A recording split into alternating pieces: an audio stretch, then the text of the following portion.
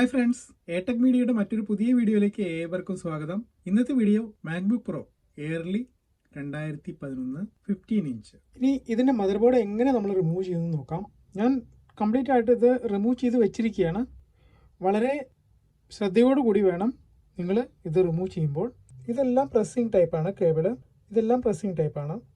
ഇത് ഹാർഡ് ഡിസ്കിൻ്റെ, ഇത് സ്പീക്കറിൻ്റെ. റാം നമ്മൾ ഇത് ഉള്ളിലായിരിക്കും. ഇത് ജസ്റ്റ് പ്രസ് ചെയ്ത് രണ്ട് റാം നമ്മൾ വെളിയെടുക്കാം. ഇത് ചെയ്യുന്നതിന് മുമ്പ് നമ്മൾ ശ്രദ്ധിക്കാനുള്ളത് ബാറ്ററി കണക്ഷൻ നമ്മൾ റിമൂവ് ചെയ്തിടണം. ബാറ്ററി കണക്ഷൻ ഇത് എങ്ങനെയാണ്, ജസ്റ്റ് പുള്ള് ചെയ്ത് കഴിഞ്ഞാൽ ബാറ്ററി കണക്ഷൻ റിമൂവ് ആയി. അപ്പോൾ ഫസ്റ്റ് നമ്മൾ ചെയ്യേണ്ടത് ബാറ്ററി കണക്ഷൻ റിമൂവ് ചെയ്യുകയാണ്. അതിനുശേഷം ഇവിടെ ഒരു കേബിൾ ഉണ്ട്, റിബൺ ടൈപ്പ് കേബിളാണ്. ഇത് നമ്മൾ റിമൂവ് ചെയ്യുക, ഇത് റിമൂവ് ചെയ്യുക. അതുപോലെ ഇത് പ്രസ്സിങ് ടൈപ്പാണ്. ഇത് നമ്മൾ മുകളിലേക്ക് പുള്ള് ചെയ്ത് കഴിഞ്ഞാൽ ഇത് കിട്ടുന്നതായിരിക്കും.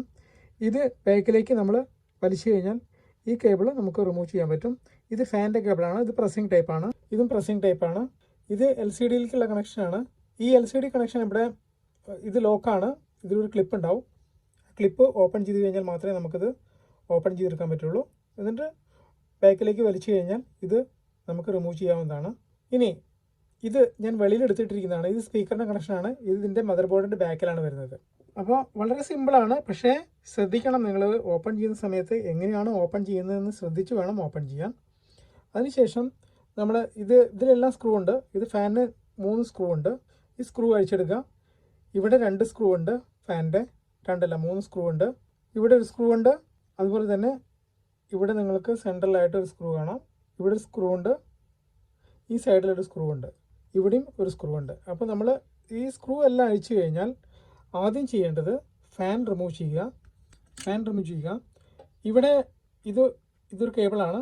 ഇത് നമ്മൾ ജസ്റ്റ് പുള്ള് ചെയ്ത് കഴിഞ്ഞാൽ ഇത് വരുന്നതായിരിക്കും. ഇപ്പോൾ മദർ ബോർഡ് ഓപ്പൺ ചെയ്യാനായി. മദർ ബോർഡ് ഓപ്പൺ ചെയ്യുമ്പോൾ നമ്മൾ വളരെ ശ്രദ്ധിച്ച് നമ്മൾ ഓപ്പൺ ചെയ്യണം. ഈ ബാറ്ററി നമ്മൾ എടുത്തു കഴിഞ്ഞാൽ വളരെ സേഫായിട്ട് നമുക്ക് ഇത് റിമൂവ് ചെയ്യാൻ പറ്റും.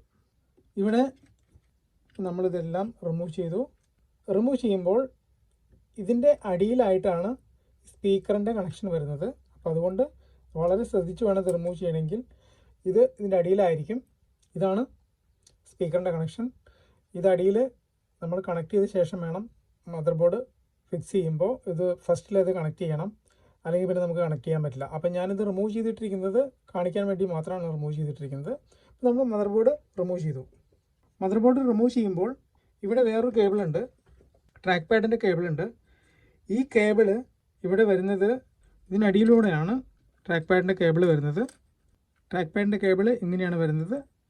ട്രാക്ക് പാഡിൻ്റെ കേബിൾ കണക്ട് ചെയ്തിരിക്കുന്നത് മദർ ബോർഡിലാണ്. ഇവിടെയാണ് ഈ കണക്ഷൻ വരുന്നത്. അപ്പോൾ ഇത് നിങ്ങൾ ശ്രദ്ധിക്കണം. ഇതെല്ലാം കംപ്ലീറ്റ് ഓപ്പൺ ചെയ്ത ശേഷം മാത്രമാണ് മദർ ബോർഡ് ഓപ്പൺ ചെയ്യാവൂ. അല്ലെങ്കിൽ ഇത് റിബൺ ടൈപ്പ് കേബിളാണ്. ഇതെല്ലാം നാശമായി പോവും. പിന്നെ നിങ്ങൾ റിബൺ കേബിൾ മേടിക്കേണ്ടി വരും. അപ്പോൾ വളരെ ശ്രദ്ധിച്ച് വേണം മദർ ബോർഡ് റിമൂവ് ചെയ്യണമെങ്കിൽ. അപ്പോൾ ഇതിൻ്റെ മദർ ബോർഡ് നമ്മൾ കംപ്ലീറ്റ് ആയിട്ട് റിമൂവ് ചെയ്തു. ഇപ്പോൾ ഞാൻ ഇനി വെയിറ്റ് ചെയ്യുകയാണ്. എൻ്റെ പുതിയ മദർ ബോർഡ് ഞാൻ ഓർഡർ ചെയ്തിട്ടുണ്ട്. അത് അടുത്ത ദിവസങ്ങളിലായിട്ട് ഇതെത്തുന്നതായിരിക്കും.